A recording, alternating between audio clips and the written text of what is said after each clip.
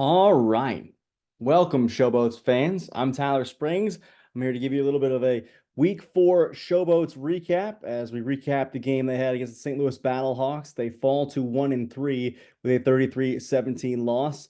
And for a lot of you, if you're only looking at the box score, well, it doesn't tell you the whole story because this Showboats team played a heck of a lot better against St. Louis than they did against Birmingham. And I think the tape reflects that as well. We're going to get to some of that in just a minute here. But I want to just go over a little bit of what I saw doing the game for News Talk 98.9 on radio with Eli Savoy and Russell Copeland. We hope you'll tune into that broadcast when we come up against Michigan on Sunday, against Michigan at 2 o'clock at Simmons Bank Liberty Stadium. Feel free to tune us in on News Talk 98.9. We've got coverage of every game starting 15 minutes before or I should say 30 minutes before the kickoff of the game, which will be at 2 o'clock this Sunday, and then a post-game show, which usually goes about 30 minutes after the game as well. Love doing the Showboats coverage for our second year with Cumulus Media here in Memphis. This game, boy, you hate the loss for Memphis because not only is it their third in a row, but they played a good game through one half of football. I mean, you look at the things that stood out through one half. They were running the ball well in a way that we had not seen previously. Talking with Doug Martin a little bit earlier today in his media availability, doing a little, post-mortem. He said, yeah, we were more creative. That's the way we expect to run the ball. We think we may have found something there in what we did in the first half. Certainly, some of those I think were, RPOs, that kind of thing, where you had, an option on the play, and Darius Victor seemed very comfortable with that. But they were outgaining St. Louis on the ground, I think 55-37 in that first half. Believe it or not, even though the passing yards were way in favor of the Battlehawks, Memphis was winning yards per attempt. I think it was 5.4 to 4.3 through one half of play. Now, again, that's with Memphis only going to the air 9 times, right? They were 6 of 9 in the first half passing the football. But as Vinny Papali said, we feel more dangerous when the run game is going. That's what Vinny said, when we talked to him earlier today in his media availability. And I think that was certainly true in the first half. They forced an interception from AJ McCarron, something he had not done up to this point in the year. They got their first rushing touchdown of the season, something he hadn't had up to this point in the year. They didn't have a sack allowed in that first half, and they're only down 3 going into the break, right? And you look at that when you stack it up with the errors, the mental mistakes that they made on a couple of third and short or fourth and short, where they were forced to be in a position that they didn't want to be in. I think you go back to the false start by Jordan McRae on 4th and 1 there down close, where boy, if you get a little more discipline on that offensive line, you get the chance to go for it on 4th down rather than kind of feeling like your hand is forced into kicking a field goal there late in the half to tie the game at 17-17. So it was a great first half for Memphis. I thought it was tremendous. It was exciting in a way that gave you something to root for. And I think that's part of why the loss hurt so much, because for the second week in a row, you go scoreless in the second half. I mean, everything felt like it had been canceled out. Just didn't get any movement. I think 3 and out in the first 2 drives. As many plays run in the second half as yards gained. That's always going to be a recipe for disaster. The pressure for St. Louis finally got home. The run game kind of dried up, and you got injuries to Case Cookus, James Tunstall, Dre Elder on defense. We don't yet know how those guys are faring. We certainly hope the best for those guys. Papali took a massive hit, stayed in the game. But they were banged up there toward the end. Troy Williams, try as he might, delivered a couple of good balls where his receivers betrayed him, but ultimately just didn't have the firepower to get the offense back in rhythm, back in the game. And St. Louis comes away with a 33-17 win. I think a lot of people will point to the offensive line, and I certainly understand that. I think I want to clarify what the problem is for the offensive line for Memphis, because I recognize people are unhappy with it. 8 sacks last week, could have been 9 if not for a penalty. 4 sacks given up this week. But I also think there was room to say, the offensive line was not a total zero, right? I think a lot of this is more discipline than it is like effort or being effective, in play as a blocker. So I tried to look back at some of the plays where I felt like, you could tell what the offensive line was or wasn't doing. And I may be totally out of my depth trying to read into this, but I'm, just using the football knowledge I've picked up over the years. combined with what Doug Martin said in his media availability. I did get to ask Doug a little bit about these. If you look at what you're seeing here, and I'm going to show you this little clip reel in a minute. How many of these plays upset you, for the way the offensive line is performing there? I mean, there are certainly a couple in there, but a lot of the things I think that the offensive line has done poorly so far has been false starts, right? You saw it in this game in particular, where, if it's third and short, it suddenly becomes third and medium or third and long even, and that completely changes the play call and your ability to convert easily. I mean, when you go back to this game, St. Louis was, I believe, 6 of 8 on third and short, right? That's third and 4 or less to go. And Memphis was 1 of 2 on third and short, which just tells you not only was St. Louis better, but they also had more chances close to the markers to try and pick up a conversion. So when it's easier on your offense to do that, it tends to be a higher percentage play. When it's harder, it tends to be a lower percentage play. And it was harder, no doubt about it, on Saturday. So let's go through a little bit of this, and you just tell me what part of this you think sticks out the most. You can do so in the comments on this video, but I'm going to go through. I'm going to show you sacks first, the plays that actually were statistically marked as sacks, and then there were some other plays. I pulled in Cookus's incompletions, right? I didn't pull in Troy Williams, but I pulled in his incompletions just to sort of show how and where I felt like those plays went wrong. Okay, let me try and share this with you. Hang on 1 second. Okay.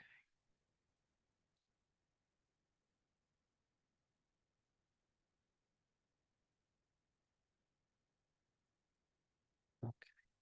So let's start this back at the beginning. So this is, oh, I gotta give you the wrong one. All right, I'm gonna show you that a little bit later on. Take a look at this. Okay, we've got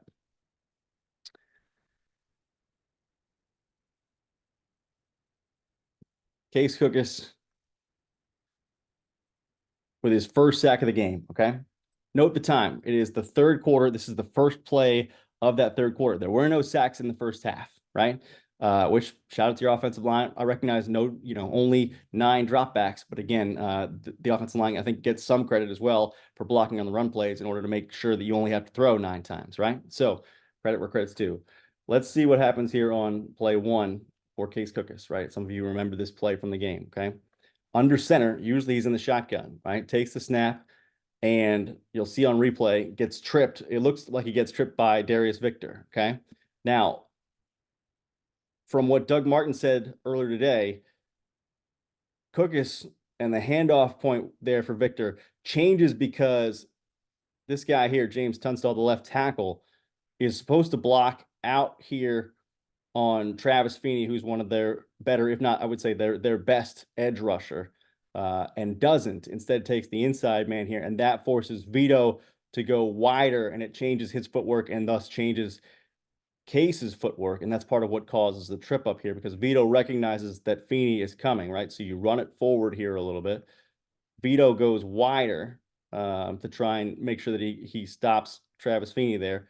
Case, not knowing that Vito's going to have to set his feet there for that block, hits the right ankle of Vito and goes down. So that was Doug Martin's read on that play, where it's not on Vito. It's a matter of fact on the offensive line. It's not a matter of footwork and sort of the under center exchange being unusual, right, compared to taking a shotgun snap. So that was the read, at least that Doug Martin had on that play when we asked him about it earlier today. Okay, here's the second sack. Okay, take a note. Third quarter, 3-point game, 3rd and 9 to go. Right, and you take a look at this play with Cookus dropping back. He's got guys going from the backfield. We're going to go out on a route, but you've also got some other things at work here. And see where his eyes are and where they are not. I think that's important. He's going to have, by my count, 3 full seconds to get the ball out, right? And when you look at Pro Football Focus stats, they usually differentiate between, do you have 2.5 seconds or do you have more than 2.5 seconds, right? Less or more than 2.5 seconds to get the ball out. I thought on this play, like my first read on it was, all right, Case is given some time. Right? The offensive line is giving him some time. He also drops way deep in the pocket in order to set up, right? It's a couple of steps. I'm not sure exactly what the footwork is for this play, but it looks like a pretty deep drop because he's all the way back to the 13-yard line. If you run this forward a little bit, right there, bang. His final step hits right at the 13-yard line, and you started this play, I believe, at the 23, right? So he's fully 10 yards deep behind the line of scrimmage, and this is a 3rd and 9 play, so he's got to get to the 32. So they got to get there, and by the time he takes the snap, he's gonna throw to here at least, right? Now the route combination of this play, you got the back leaking out of the backfield. You've got Sage Surratt running, I guess you would call it a little like a quick out or sort of a route where he's a check down guy. He's available as a check down guy.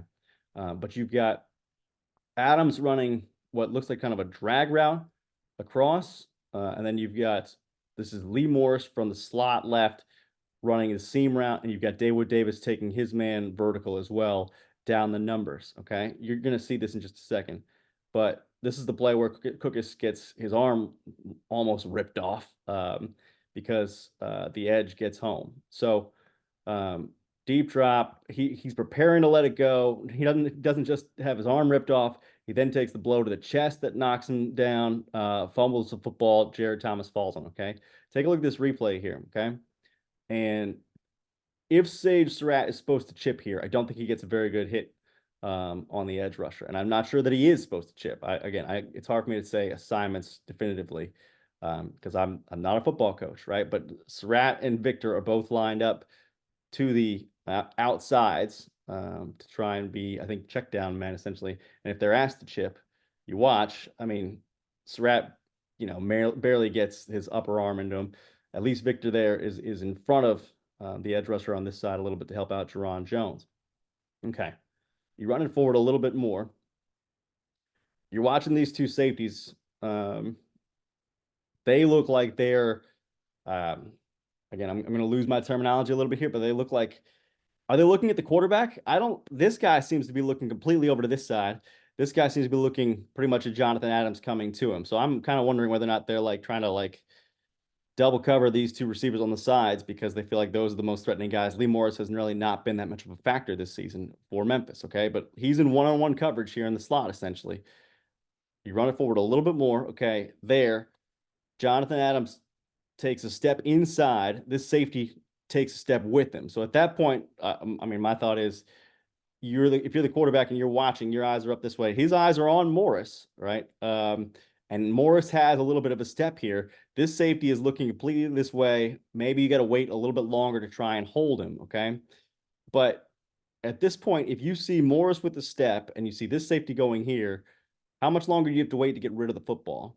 And the answer is, I don't know the right answer, but Case does wait a little bit longer. He waits from when Morris is up at the 28-yard line, where he first sort of had the step there, and this safety was clear that he was watching Jonathan Adams, till he gets to probably like the 30-ish, 34-ish, and his hands aren't even broken here. He hasn't even separated to sort of say, okay, are we actually letting this one go? Because Morris this time right now has a full stride on the guy he's working against, right? And this is where Cooks is going with the football. Definitely, if he's able to get this pass off, this is probably a touchdown if he hits Morris in stride.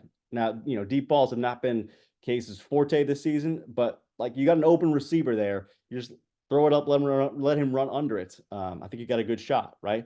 But he's waiting long enough that his arm gets clipped right there, and the ball never obviously goes anywhere. So my curiosity for this play is Case too deep, or did he wait too long to let this ball go? And I asked Doug Martin to walk us through this play as well, and he said, no, that is still the fault of the left tackle over here, James Tunstall, who gets beat off the edge for letting his man get there. Right now, I recognize, look, they're pushing the pocket. Case doesn't really have that much room to step up, right? Because you're going to see that because this guy comes and nails him in the chest in just a second. If he lets it, is there any way for him to let it go sooner?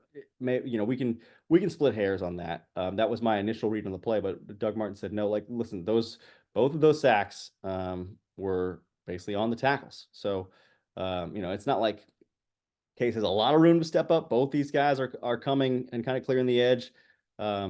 Case would, I guess if he stepped up, maybe helps these guys with leverage. But if maybe if you're getting a little bit better of a chip by Surratt over there, and you're getting maybe a little bit better footwork from Tunstall, something, you can keep Case cleaner for just a beat longer, and that lets him, send Lee Morris essentially, which would have been awesome.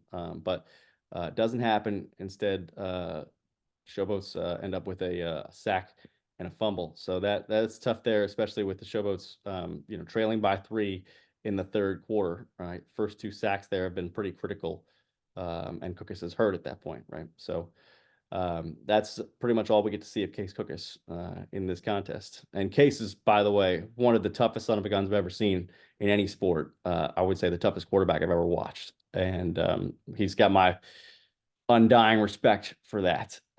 He gets up from hits that I feel like most people would be in the hospital for. So he and Papali are just some of the toughest guys the Showboats have. The Showboats are lucky to have him. But like everybody has a threshold, right? And that looked like it hurt a lot. Not just obviously the inability to get the ball downfield, but the fact that you're in some pain right there.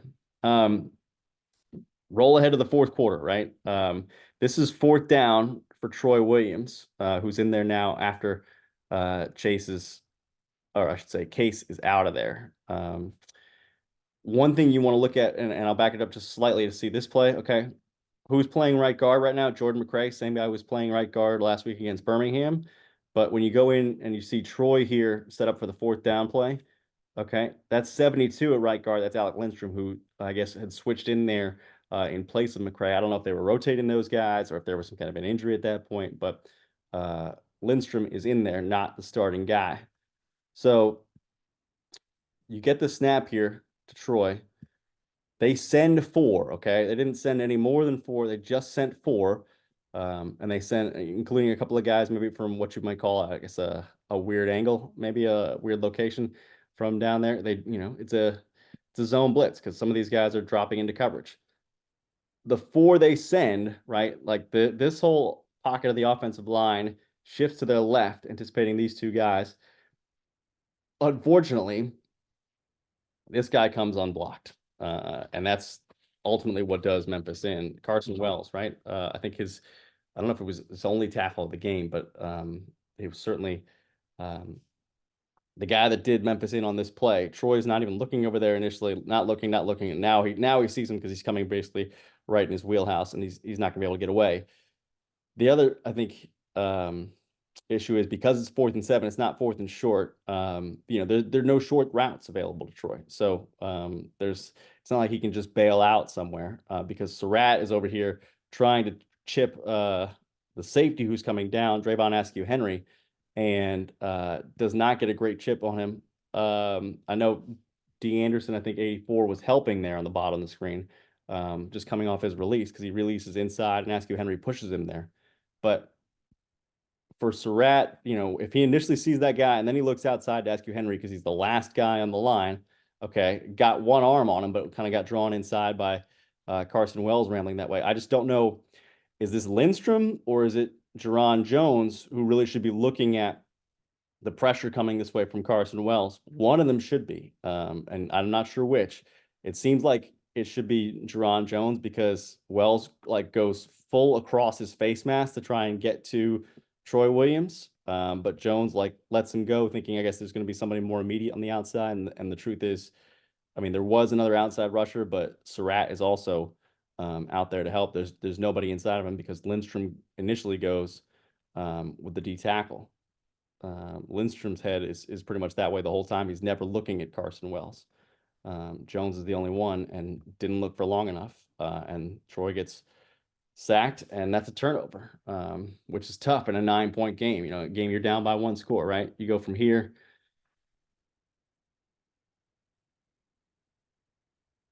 And it's always frustrating when it's not a blitz, right? It's just some kind of a stunt. I mean, it is a blitz, but you're only sending 4, right? They're not sending a number higher than 4. I don't think you know what I mean. You should have, especially with the back and the tight end staying into chip, you should have more than enough guys to defend against 4, right? You're outnumbering them. but they've got the drop on you because schematically, um, they did something to you that you weren't ready for, even though, Jones looks like if you watch Lindstrom, Jones, and Surratt right there, Surratt tries to get a little bit wider. Lindstrom's looking this way the whole time. So maybe he's designed that way to like and anticipating some kind of stunt, and maybe this guy drops, so he doesn't have anything. I guess he was looking at that guy, but that leaves Jones on an island with Carson Wells over here, who gives him a little inside shake, and then he just lets him go. I think thinking maybe Lindstrom's going to be there, or I'm not sure what, because there is an outside rusher, but Jones is never going to be the guy to get to him. It's going to be Surratt's guy to try and chip on. But ultimately it ends up being Wells with a straight on at Troy Williams, and Troy's got nowhere to go. So that hurts for Troy, certainly. Here's the last sack of the game that St. Louis got. And the trouble here is, you're obviously down. It's late in the game. What I noticed is and kind of going into this game, what we knew was Peter Damopenu was going to be out of the game. So really the most reliable pass rusher for St. Louis was going to be Travis Feeney. And up to this point in the game, Feeney has not had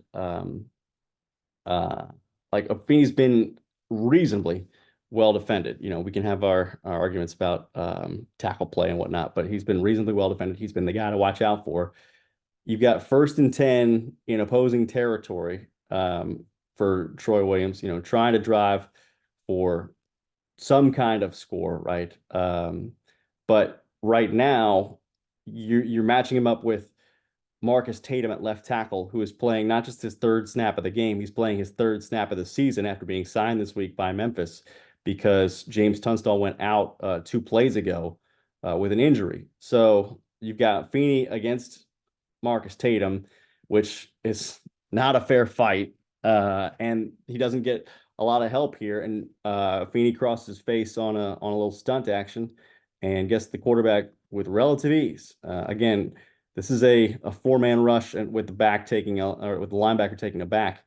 And Williams drops, but again, it's on 1st and 10, you're trying to go for yardage at this point in the game. You've got no short routes to throw to, so there's really not a lot of bailout options because this back release is too late for Williams to be able to find him because the rush is coming, right? So you get both tackles get beat, right? Teron Jones gets beaten here.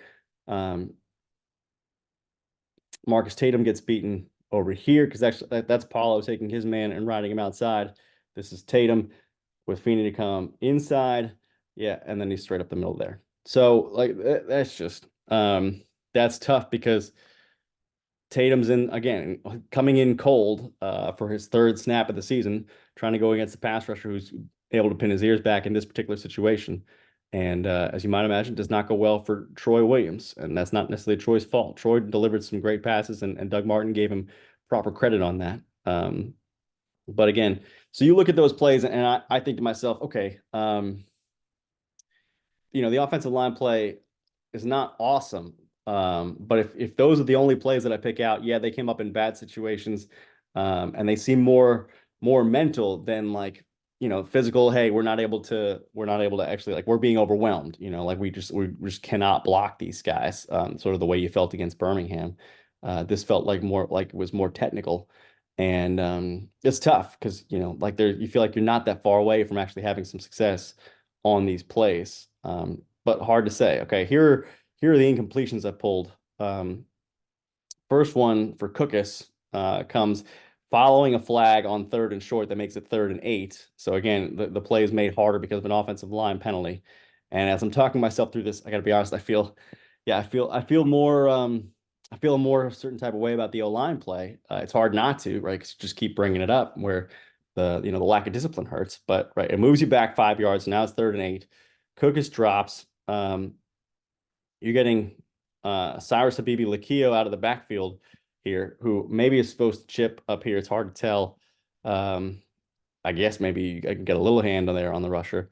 That's decent time to throw for Cookus. Eventually, Teron Jones gets pushed back into him. Tunstall, it's pretty close to him here. So, I mean, the pocket's narrowing, But if you go from the snap of the ball, 1001, 1002, 1003, like you can make the case maybe that there are circumstances under which that ball can be gone by now, or at least like, uh, hands separating, right? I don't know what the particular drop or footwork or reads are in this play, but that's a decent amount of time to at least have the ball. He's only looking this way, even though he's got three wide receivers split this way. So maybe that's just like the where the ball is supposed to go, or what sort of what pre-snap he thought he felt like was the best option. But he eventually, like, he's about to get wrapped up, throws it away over here to Cyrus, just to try and get it out of there. But third down, this is that basically commits Memphis to a punt there, so they're not able to get any points. And at that point, it's still a 9-point game at the end of that first quarter. Nine, my math is terrible. It's an 11-point game. All right, so second quarter, deep in St. Louis territory, time winding toward halftime, right? Memphis has Victor in the backfield. They've got Surratt at tight end here. Neither one of them is going to pick up the edge rusher here. And I believe actually this might be Carson Wells, actually, who got the sack on Troy Williams, what was ultimately later in the game. But he basically comes in unblocked on a 6-man St. Louis blitz. Nobody. You got two guys going out on a route there. Maybe their jobs are not to chip there, because there certainly is no chip in any form or fashion. St. Louis looks like they're pretty much manned up there, and Cookers just doesn't have the time to get it away because Wells is coming free. Just have to toss it. Next play.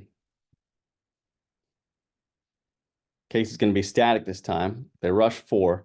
He's got a pocket, right? And he hits Daywood here for completion. Now, they ruled the true line spot, said the official spotted this ball 21 inches short of the first down line. I want you to see where Daywood and like his clutch of the ball takes him on this play, okay? I recognize the television line is not official, okay? But right like there, he's like he seems like he's basically sitting on top of the first down line with the ball kind of in his elbow pocket there. That to me, that's not 21 inches short. I don't even know that it is short. But that's, they said forward progress was stopped about 21 inches short of the first down line. 21 inches short from that particular position would be about where this cleat is. And so it just doesn't make a lot of sense to me that they would say, oh, the ball is 21 inches short. And then you get the 4th and 1, and then the 4th and 1 turns into the 4th and 1 false start that cost Memphis the chance to go for it, because then they decided to go for a field goal. But I thought David Davis in this play had a conversion for Memphis. That's just not the way they saw it on the field, right? So there's your 4th and 1. Look where that ball spotted, right? Just barely across that 5-yard line, compared to where Davis was here, where they said, no, your forward progress took you barely to the 5-yard line. No, I think it took him well past that, but that's not where it was spotted. So unfortunate, not a lot you can do about that, but you can do more in terms of not getting a false start foul, that's for sure. Okay, skip ahead to the third quarter. First drive of the third quarter, right? Memphis is down 3. You'd like to get something going on this drive. Case has got time here.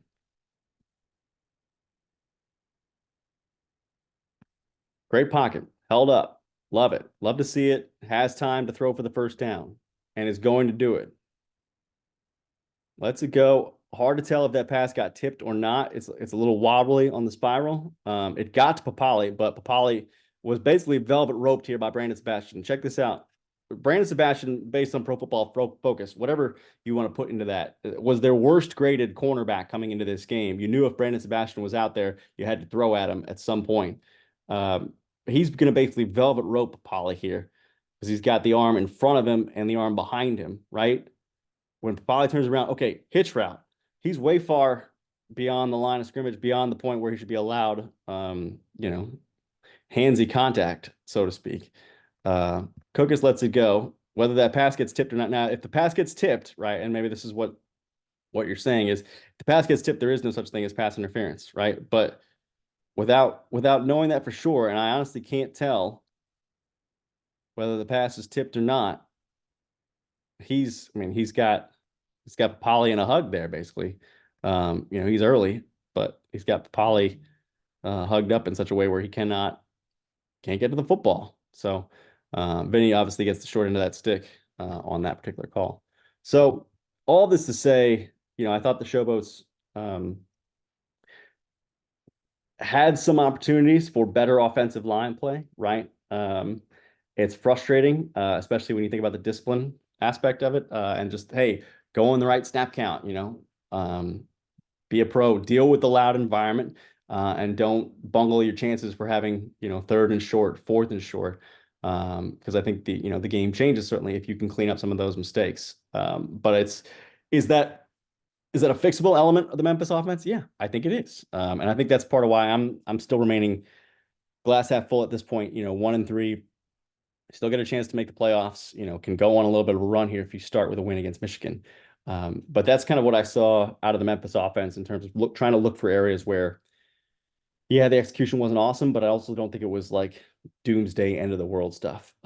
Defensively, let me pull up one more series of clips here, and they're a little choppy, so that's me and the TV feed maybe not doing such a hot job, but I'm gonna try and do my best here to give you a little bit more, just a look at what I'm seeing for the Showboats. If I can get to it here, but this is like, listen, you can't call a foul on every play. I recognize that. It's true in basketball, it's true in football, but I I also believe that there's some situations here where I think a St. Louis offensive line that was called twice for holding on the day uh, did a little more than their share and were not credited with it. We'll say that. So that's it's my opinion. Other people can say, well, Memphis's offensive line did this and that. Well, fine. Like I'm not picking that out right here, but this is what I want to show you is I want your opinions on, and feel free to leave them in the comments. I want your opinions on what you felt like St. Louis did or didn't do here, and whether it falls in the bounds of what's legal. Okay, so St. Louis is flagged, as I said, twice for holding here. Okay, I'm going to show you these first two plays because it sort of shows you what it's emblematic of, right?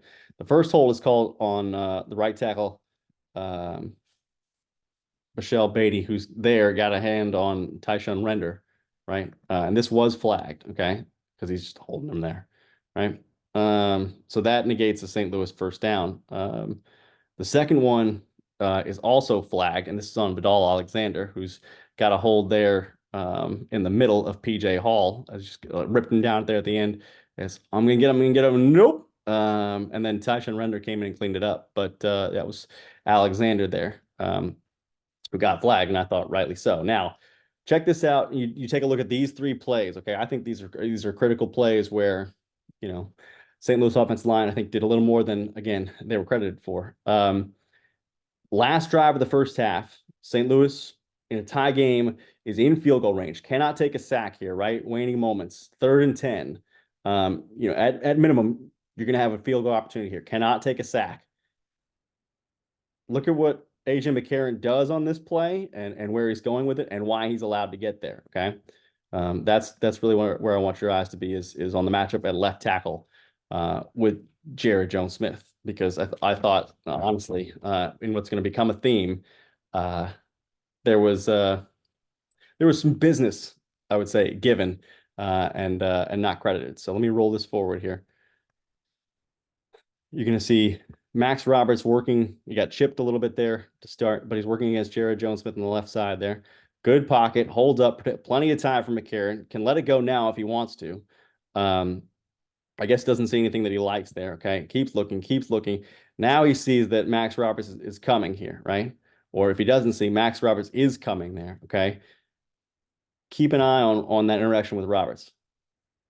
Is that I think when you got one of those, I know it's sometimes exaggerated, but when you've got one arm free and the other arm looks like it's about to get ripped off of you, that to me seems like, aren't you being held? How else would you be kept from getting to the quarterback in this situation, right? I'll let you watch it in full without my interference, okay? That's a hold. Is that not a hold? That to me seems like a hold. Now he misses the pass down the sideline to Hakeem Butler anyway, but that to me seems like a hold called, or I should say a hold that went uncalled on Jared Jones-Smith with Max Roberts trying to get at the quarterback. And if he sacks him there, or you get called for a holding foul there, either one, you're out of field goal range. And I'm not saying St. Louis doesn't get points in this drive, but again, take a look at it. Getting pulled back there, that to me seems like a hold. So anyway, the moral of the story for that drive is St. Louis doesn't get a hold called against them. They get the field goals go into the half. They go up 3, right? Where you would, had you taken the penalty, chances are you're out of field goal range. And at that point, you're also facing what would be third down and 20, right? From your own 38 rather than from the 28, which is considerably more difficult field goal, even indoors. So that to me seemed like an opportunity for a flag to be thrown where it was not. All right, go forward to the third quarter, right? 3-point ball game after the field goal that St. Louis got because of the lack of a holding foul called on that drive that allowed them to stay in field goal range, right? Still a 3-point game, waning moments at the third quarter, second and long, 2nd and 16 to go, okay? Memphis rushes only 4, right? They're dropping here, okay? Pocket's going to hold up for McCarron. He's looking, still looking, Pocket's still holding. But now, this is Max Roberts over here matched up with Jared Jones-Smith. He's got that one arm free, right? Can't get to him. Can't even put a hand on him. Scrambles away, completes the pass, tackle just short of the first down, but because it becomes third down and manageable there, aka third and short, which Birmingham, or I should say St. Louis was 6 of 8 on, they convert there. So there was there's an interaction there. Let's look at it again. Okay, over here on the left side, Max Roberts again against Jared Jones-Smith. Pocket holds. McCarron doing a good job staying in the pocket, keeping the offensive lineman's leverage meaningful, right? But his guys are covered more or less. Memphis being in I think what looks like at least 2 deep zone, 2 high zone there. Maybe it's 2 man, but either way, let's roll it forward. Okay, Roberts gets the arm free. Yep, not quite. Close, but no cigar. Okay. Anybody at this moment, if you just freeze the tape there, recognize, freeze frames can lie. But anybody that says, oh, yeah, this guy's about to get sacked, except he's not going to because why? Well, he's got a right arm, but he doesn't have a left arm, right? He's just a spinning top right here. He's going to be, revolve rather than actually come and sack AJ McCarron. Whoop, couldn't do it. So that to me seems like a hold. I recognize, a lot of holding in this league, a lot of holding in any league, even for good offensive linemen, and you can't call every play, but that to me seems very clearly like a hold that would have made it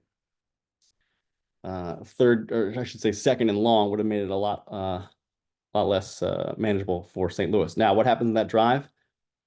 Glad you asked. They convert on third down. They go down and score a touchdown. So now they are up 9 points on a Memphis team that twice probably had been held on different pass rushing plays, that would have made those 2 drives harder. So if you're keeping count at home, St. Louis is now leading 9-0 over Memphis on 2 drives where there were holding fouls that went uncalled. I haven't even shown you the most egregious one yet, which I think is this one, where again, it's a 9-point game, 5 minutes to go. St. Louis is basically looking for the kill shot, and they're going to get it right here. They spread them out. Good pocket for McCarron. Back out of the backfield's open early. I'm going to let it run here. But again, you're watching this left tackle matchup, and that's not Max Roberts. It's Greg Reeves in there with Jared Jones-Smith. Reeves is right on him. Can't get to him. Gets back up. Almost gets back to him.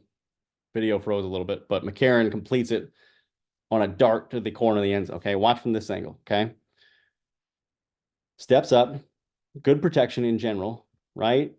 Up until this point. Watch what's happening in the corner here with Greg Reeves and Jared Jones-Smith. That, did you have him by the face mask? Maybe it's just high. Roll it forward here a little bit. That looks like he's got him around the ear holes there. I mean, if that's not a hold, I'm curious what it is because you're not allowed to have your arms outside the shoulder pads, right? And this one's wrapped around the back of his neck, so you can't even see what number that is. So that to me seems like a hold, the third that goes uncalled against Jared Jones-Smith, who I imagine Memphis fans will be pretty upset with this time. Um, so belly flops on Reeves like he's supposed to do, keep him on the ground. Reeves gets back up and gets in, the vicinity of McCarron, but doesn't ultimately challenge him. McCarron just rips it right to the corner of the end zone. It's a great throw. And Saylor's a good catch as well. He had great games. But if you're a Memphis fan, you're certainly like, hey, man, that that seems like a hold. And so because of three holds not called on Jared Jones-Smith in particular for St. Louis, they're up 16 points on the Showboats. And that all happens, last drive of the first half and going into the second half, and I'm not saying Memphis is going to win the game there if those holds are called, but I am saying it's a differently called game in terms of play calling. If it's a 3-point game or a 6-point game late, with 4.5 minutes to go, rather than a 9-point game there where St. Louis ultimately gets the kill shot on that touchdown. So I think, you take all of that away. My read on the Showboats here is they need Cook is healthy. I've not yet seen enough from Troy Williams to say, okay, he can handle himself in a full game in this particular offense. Although he made some zip throws, especially late in that game against St. Louis when he had time to throw, hit Surratt on one of them, but Surratt couldn't hang on. And I think your better option, I still think your better option right now, at least from what we've seen, has been Case Cookus. So you really need Case Cookus healthy, or at least you'd like to have Case Cookus healthy. And if you don't, it's going to make things tougher. It's just going to put a heavier burden on Troy Williams, and maybe things will change if Troy's at the helm. You never know. Quarterback change helped out the Showboats last year. You never know. But you need overall health, right? Papali took a wicked hit near the end of that game. Stayed in, seemed okay in his media availability. Dre Elder got hurt near the end of that game. James Tunstall obviously going out. Jordan McRae was in and out, rotating with Alec Lindstrom. So it's hard to know exactly what you're going to get from a health standpoint. But I do think that Memphis has some things to clean up offensively, particularly with their offensive line. More of it is discipline than actual, sort of like efficacy on your blocks. And I think the defense played a terrific game. Just got beat a couple of times on third down when maybe a whistle would have helped them, but also because they allowed St. Louis to get to third and short a couple of times. Third and shorts are harder to stop than first and second. When you can get the offense off schedule, easier when the offense is on schedule for them to convert. So Memphis got to do a little bit more. Certainly need better in the second half. Got to score the ball better in the second half. Something you haven't done either the past 2 weeks. But you got to start with Birmingham, or I should say, you got to start with Michigan. And if you get one win, you never know if you can string together a 5-game win streak like last year. See where it goes, right? So I'm not out in the Showboats yet, far from it. But those are the things that I saw today against St. Louis to be cleaned up. So we'll see how the Showboats fare in the days to come. So thanks for joining me today. Hope you like the content, and I'll try to bring you some more.